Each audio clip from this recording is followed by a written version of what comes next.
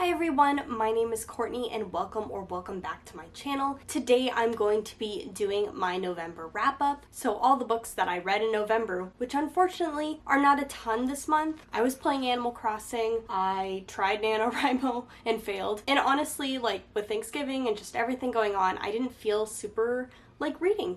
And that's fine. We have those months. Sometimes we have those months in a row, and that's fine. So let's talk about what I did read this month. So a carry on from October, I have The Only Good Indians by Stephen Graham Jones. This is a horror book, which was why I was reading it at the end of October for Halloween. I don't generally read or watch horror stuff. I'm interested in it. I watch a lot of horror gaming, and I also really love to watch people review horror movies, so I wanted to give horror novels a try and see if they spook me as much as, say, a horror movie would. This is very interesting. It is about a group of men who have done something in their past on their reservation, and 20 years later they are paying up for kind of the thing that they did in the past. I love that premise. I love the idea of like addressing things that happened in the past coming to haunt you, all of that. And this book is really interesting because it is split into different sections with different narrators, and each section is kind of its own horror, its own thing.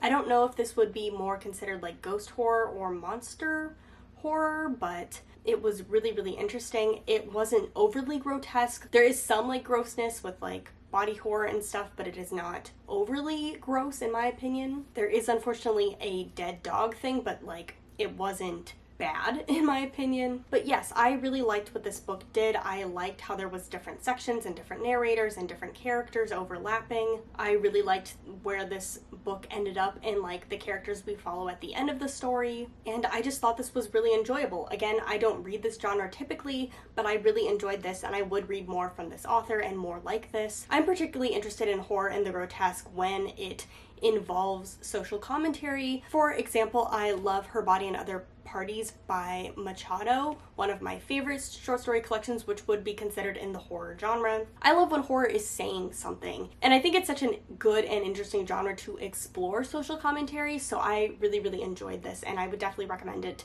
I gave it a 4 out of 5 stars. And because I've been in such a big sci-fi kick for the past couple months, I also decided to pick up The Truth and the Divine by Lindsay Ellis. This is the second book and the sequel to Axiom's End, and this is following the aftermath of the first book. The first book, Axiom's End, follows a young woman who has like a first encounter alien story. I wouldn't say it's like a typical, but it follows more the story beats of what you would expect from like a first encounter alien attacking movie. It's a lot about like military bureaucracy and politics, and it's a lot about the human personal connection between the alien and the human. If you know Lindsay's work on YouTube and if you are like familiar with what she really likes, then I think you will know exactly what you're getting into with this. For the second book though, Lindsay has a pretty big content warning at the beginning of the story, so I would definitely read that content warning if you are interested in this book, because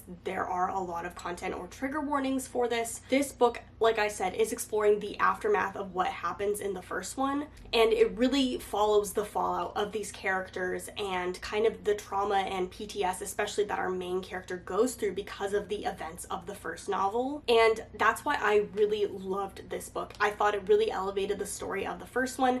I thought the first one was a really fun sci-fi. I thought it was really accessible, and it had a lot of stuff going on and a lot of really interesting things, but it wasn't too overly complicated. And I think this one, where it really succeeds, is that it really stays close to the human story, the story of our main character, and it makes this like alien sci-fi story just really personal, and it just makes it so interesting for me personally as someone who likes human sci-fi or person-connected sci-fi, I guess. So there is action, there is plot, but it is very much close more to like the internal trauma that the characters are dealing with. And it is a very tough story to read, especially if something is a content warning for you, but I think that this book was excellently done. This book was just really thoughtful in how it approached things, and the characters are morally flawed. They're very complicated, they make bad decisions, and I loved reading that. I can see why this book wouldn't be for everybody if it's not your personal taste for a sci-fi novel, but I think that Lindsay Ellis did exactly what she wanted to do, if that makes sense. Like, she accomplished what she set out to do in this book. So everything that she did was successful as like a writing craft standpoint. I ended up giving this another 4 out of 5 stars. Again, I really liked it. I think it really elevated itself from the first novel, and I'm excited to see where the series goes from here. And yeah, this was just, it was really good. And my final book that I have for you is Love Beyond Space and Time, an Indigenous LGBT sci-fi anthology. So this is a short story collection of a bunch of different authors, all having a sci-fi LGBT spin on stories. And this is all done by Native and Indigenous authors. So I believe I first heard of this on Books and Lala's channel, and I've been interested in it ever since. It has so many things that I would check off if I was making a list of things that I like. It's queer and it's sci-fi, just like my perfect mix right there. And also because it was Native American Heritage Month, this month I was trying to read a couple Native books, and this is the one that I picked up a couple months ago, so I decided to read it this month. And I really enjoyed it. Some of the stories more than others, but I really enjoyed this. And I do want to point out that this is an adult sci-fi anthology. I don't know why I thought it would be YA. There are a lot of younger characters as the main character, but the stories, not that they're overly explicit, but they are definitely adult stories, and there are older characters. I think my favorite story, or the one that stuck out to me the most, is the Darcy Little Badger one. That's the one where I'm like, I could definitely read a whole book about that character and her world. I think overall that the short stories in here were on the shorter side. I feel like they could have been, especially some of them could have been a little bit longer, a little fleshed out, but overall I think this was a really enjoyable anthology and I really enjoyed it, and I gave it a 3.75 stars. I definitely think it's worth the read, and I'm excited to check out like the sequel next volume, because there is another one of these. So those are the books I finished in the month of November. I have one that I am currently reading that I have been reading the entire month, and that is 400 Souls, which is a historical anthology all about the Black experience in America. And I am up to the American Revolutionary War, which is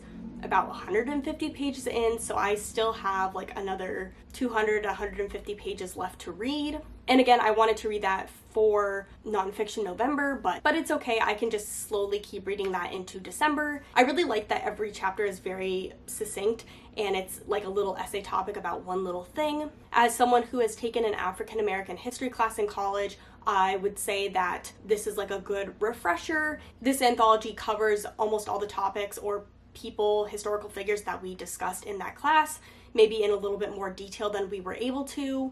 I think someone who doesn't know this history might struggle a little bit with this anthology just because they haven't been introduced to these historical history moments before, but I do think it could be used as a good supplementary or beginning text. But again, you would want to supplement it with other things so that you can better contextualize and understand everything that's going on.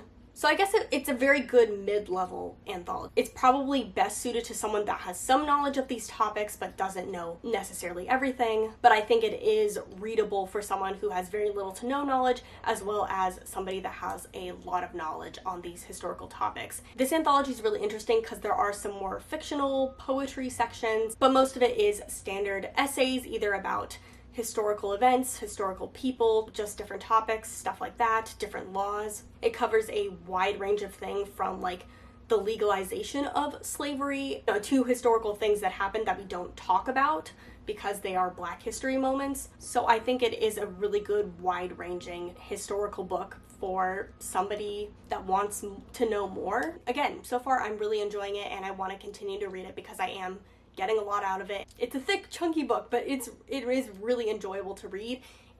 Again, it's a history book.